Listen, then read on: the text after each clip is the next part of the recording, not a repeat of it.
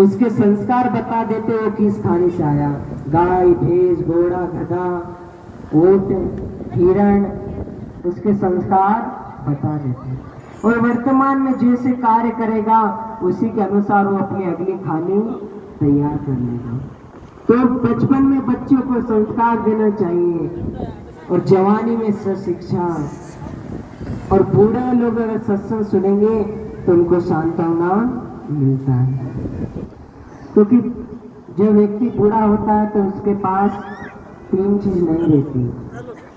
पहला रूप, दूसरा अधिकार, तीसरी शक्ति। रूप रहता है पर रूप में, क्योंकि जैसा जवानी में वैसा तो बुढ़ापे में रूप रहने वाला नहीं। और जो अधिकार उसके पास रहता है फिर वो अधिकार बच्चों को दे देता है। और जो शक्ति जवानी में रहती है बुढ़ापे में नहीं रहती। और कोई व्यक्ति अगर बुढ़ापा अगर चैन से अगर शांति से काटना चाहे तो उसको जीवन में 3 चीजें धारण कर लेना चाहिए, जो साधु भी धारण करते हैं। कौन सी? पहले कौन, दूसरा मौन और तीसरा लोन। कौन? किसी से कुछ लेना देना नहीं, ये कोने में रहना। पर व्यक्ति कोने में कहाँ रहता है? लठिया उठाएगा, इस घर जाएगा, उस घर जाएगा, और कौन सी बात करेगा? हमारी बहू ऐसी है, हमारे बेटे कहना नहीं मानते। पहला कौन, दूसरा मौन। कोई बात बढ़ जाए तो झंझट नहीं बढ़ाना चाहिए, मौन रहना चाहिए। तीसरी बात लोन, जैसा भी अगर आ जाए वैसा ही भोजन पा लेना चाहिए। पर व्यक्ति क्या कहता है?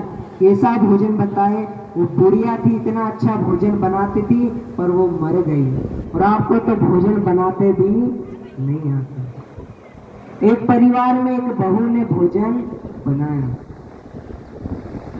नई नई शादी हुई थी तो पूरे गांव को निमंत्रण दिया, तो उसमें सभी आए।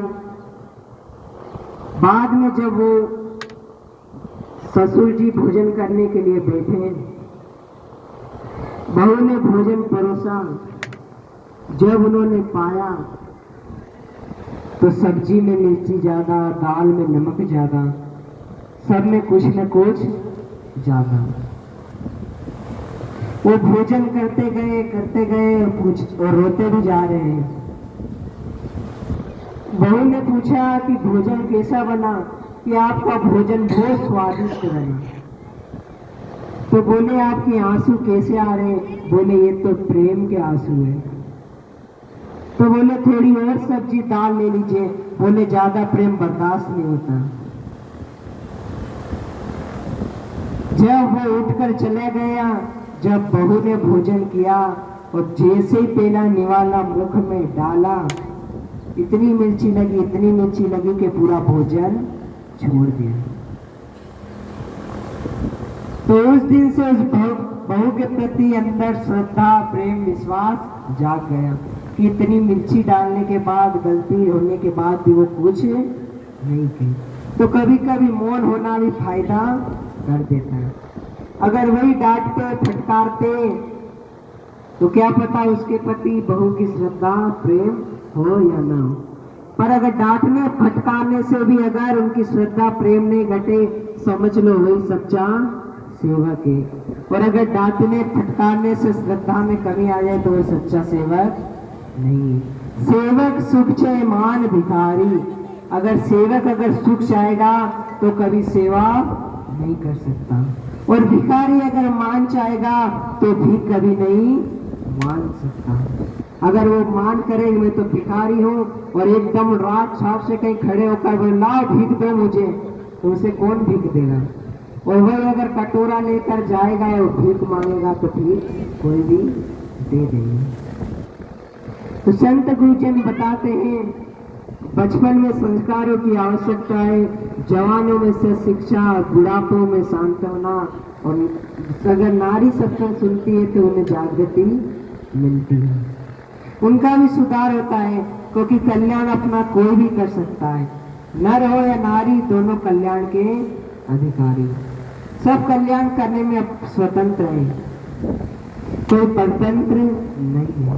और मनुष्य तो स्वतंत्र है, जिस दिशा में जिस रास्ते में जाना चाहे उस रास्ते में जा सकता है। अगर बंधनों में बनना चाहे तो बंधनों में बन सकता है, बंधनों से छूटना चाहे तो बंधनों से छूट सकता है। ये मनुष्य खाली स्वतंत्र है। ये मनुष्य जीवन हमें सेवा साधना भक्ति अपने जीवन को सुंदर बनाने के लिए बना है। शब्दों को सत्संग सुनने के लिए मिला, अच्छी अच्छी बातों को सुनने के लिए मिला, लेकिन आज व्यक्ति क्या सुनता है? गाने सुनेगा। हमें शब्द सुनने हैं तो हम भजन सुने, सत्संग सुने, अच्छी अच्छी बातों को सुने, और बोले तो अच्छे अच्छे ज्ञान बोध वेरा की बातें को बोलना चाहिए, जिससे जीवन में हमारा भी सुधार हो और दूसरे का भी सुधार हो। इन सारी बातों की जानकारी हमें सत्संग में होती है, पर जब संत गुरुजनों का सत्संग होता है, सत्य का उपदेश दिया जाता है, वहां तो हम नहीं जाते। और जहाँ सत्य का उपदेश नहीं दिया जाता है, ज्ञान बोध विवेक विचार की बातें नहीं बताई जाती है, वह हम जाते हैं और उससे सत्संग करते हैं। सत्संग में भी आकर व्यक्ति को नींद आती है, ऊँघ आती है, तो उसका कारण क्या है?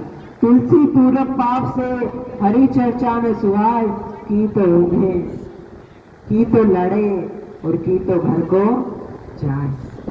कोई तो सत्संग में आएगा तो ऊँघ आएगी, नींद आएगी, और वो न जागा रहता है न सोया रहे, आधी नींद में रहता है। सत्संग में बैठा है लेकिन उसका मन सत्संग में नहीं है।